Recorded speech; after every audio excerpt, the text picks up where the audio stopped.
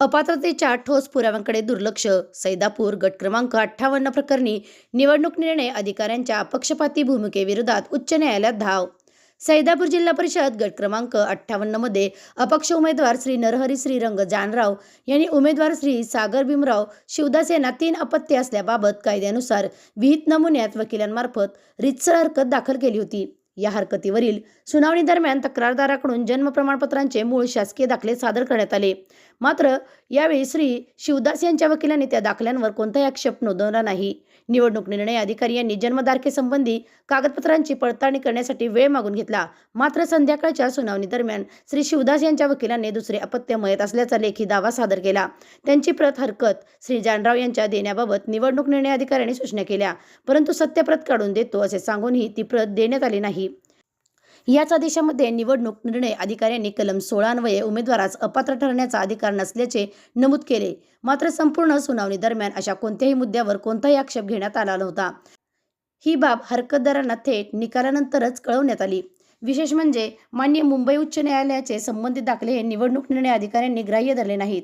इतर उमेदवारांचे अर्ज किरकोळ करणारे तात्काळ अवैध ठरवण्यात आले असताना या प्रकरणात ठोस मूळ शासकीय पुरावे सादर करूनही सकाळी 11 वाजल्यापासून सुनावणी जाणीवपूर्वक रेंगाळत ठेवून रात्री 9:20 निकाल देण्यात आला व त्याची प्रत रात्री 10 वाजता देण्यात आली. या संपूर्ण प्रक्रियेत निवडणूक निर्णय अधिकारी पक्षपातीपणे काम करत असल्याचे स्पष्टपणे दिसून येते. त्यामुळे हरकतदार श्री नरहरी जानराव यांना मान्य उच्च न्यायालय सर्किट बेंच कोल्हापूर येथे रीट याचिका दाखल करून सदर आदेशास आव्हान द्यावे लागले आहे. श्री जानराव यांनी सांगितले की माझा न्याय व्यवस्थेवर पूर्ण विश्वास असून मला मान्य उच्च न्यायालयाकडून न्याय मिळेल व सागर भीमराव शिवदास हे कायद्यानुसार त्यात अपात्र ठरतील. सकाळपासून रात्रीपर्यंत सुनावणी रेंगाळली जाते, ठोस पुरावे बाजूला ठेवले जातात आणि रात्री उशिरा निकाल दिला जातो. हे सगळं योगायोग आहे की जाणीवपूर्वक केलेला राजकीय डाव आहे? कायदा सर्वांसाठी समान नाही का, की तो फक्त सत्ताधाऱ्यांसाठीच वेगळा आहे? SK क्राईम न्यूजसाठी संतोष कदम, कराड. असं त्यांनी लिहून दिलेलं होतं लेखी, पण ते आम्हाला दिलं गेलं नाही.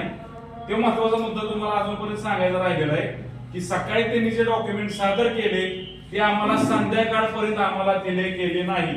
आणि ज्यावेळेस संध्याकाळी आम्ही द्यायला गेलो त्यावेळेस डॉक्युमेंट आम्हाला 9:30 वाजता 9:30 ना भाऊ 9:30 वाजता म्हणजे निकाल लागायच्या अगोदर आम्हाला त्यांनी जे डॉक्युमेंट दिले ते डॉक्युमेंट हातात आल्यानंतर आम्ही बघतोय तर त्याच्यामध्ये लिखित स्वरूपात त्यांनी डॉक्युमेंट टायपिंग केलेलं आलं कुठनं का, तर तिथं वकील आमच्या समोर बसलेले होते, ते सांगत होते, लिहित होते आणि त्याच्यानंतर टायपिंग केलेलं आलं कुठनंही. बरं, त्याच्यामध्ये त्यांनी 2 अपत्याचं टायपिंग करून दिलेलं आहे. त्याच्यामध्ये मृत्यूचा कोणताही विषय नाही. म्हणजे कदाचित त्यांचा अर्ज बघितला गेला असावा, आयला तुम्ही याच्यामध्ये 2 नंबरची मुलगी हयात आहे म्हणून दाखवलेली आहे आणि इथं मयत आहे म्हणून लिहिताय, असं कसं करताय? त्याच्यासाठी आम्ही सीसीटीव्ही फुटेजची मागणी म्हणजे तिथले जे कॅमेरेचं जे फुटेज आहे ते मागवलेलं आहे. त्याच्यामध्ये आमच्या वकिलांनी जे आर्ग्युमेंट केले असेल, त्यांच्या वकिलांचं काय बोलणं असेल, ते सगळं आपल्याला ऑन रेकॉर्ड दिसेल किंवा काय बोलणं झालंय. अजून एक बोल त्यामध्ये आहे बरं का, सुनावणी सुरू होती, प्रत्येकाची नावं वाचली, कोणाच्या काय त्रुटी असतील त्या सांगितल्या, कोणाच्या वैध अर्ज झाले, कोणाच्या अवैध अर्ज झाले. एक अर्ज असा होता की त्याची सही नव्हती, एका फॉर्मवर सही नव्हती तरी सुद्धा तो अर्ज अवैध केला. एकाचा फॉर्म त्याची पावती जवळ होती परंतु पावती त्याला स्टॅम्पलर करायची राहिली होती, त्यामुळे त्याचाही अर्ज अवैध केला.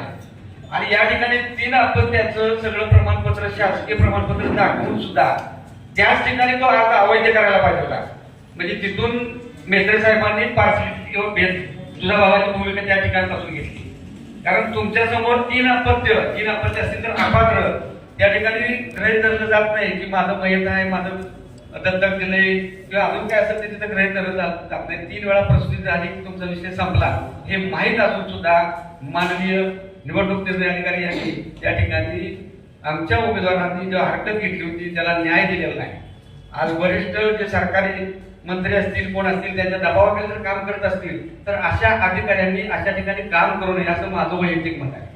कारण तुम्ही न्याय द्यायची व्यवस्था तुमच्याजवळ आज कोर्ट म्हणून तुम्ही तिथे काम करताय आणि तुम्ही संध्याकाळी 5 वाजता सुनावणी घेतो म्हणून सांगितलं, 5 वाजता तुम्हाला आम्ही निकाल देतो म्हणून सांगा, तुम्ही 10 वाजता तो निकाल देताय.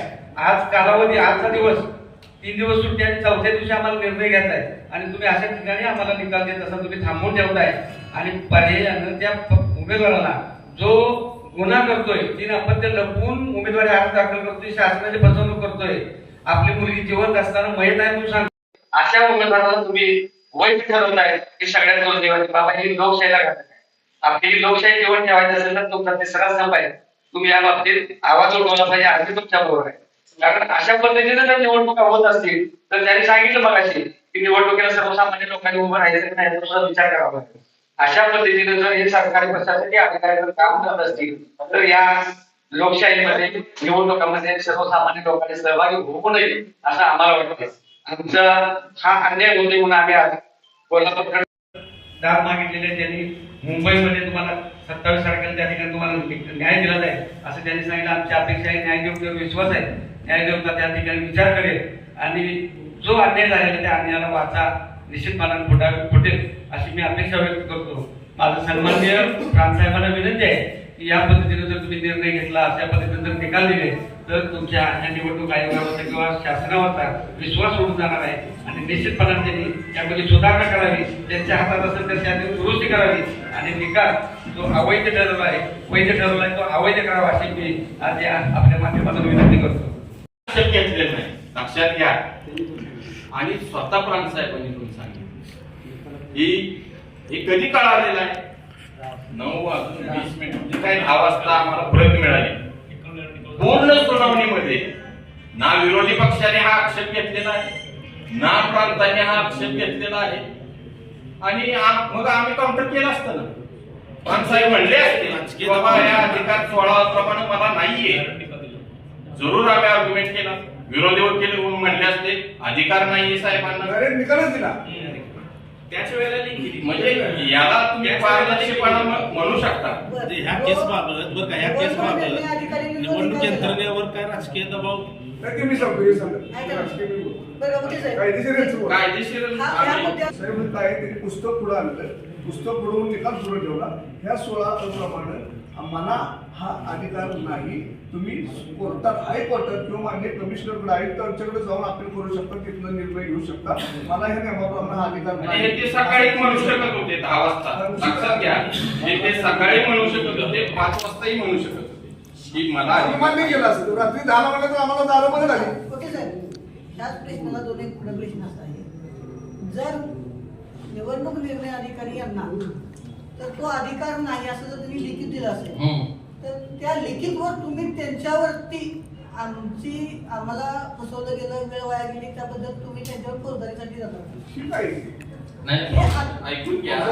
हे ते प्रिसाइडिंग ऑफिसर आहे, निवडणूक निर्णय अधिकारी आहे, कायद्यामध्ये ज्या तरतुदी आहेत त्याप्रमाणे आम्ही मान्य उच्च न्यायालयाला हे कळवलेलं आहे की बाबा असं असं झालेलं आहे. तुम्हाला हे वकील साहेब सांगतात कोर्टात माहिती कुठलं नाही, फक्त अर्ज वैध की अवैध याच्यासाठी तुम्ही दाखल केला. त्याच्यामध्ये हे सगळे आक्षेप नोंदवलेले आहेत. हायकोर्टावर मानणार हायकोर्ट ठरवेल काय करायचं. राजकीय काय का सर, राजकीय काय का राजकीय कुणाला दबाव आहे मी सांगतो रे. वकील साहेब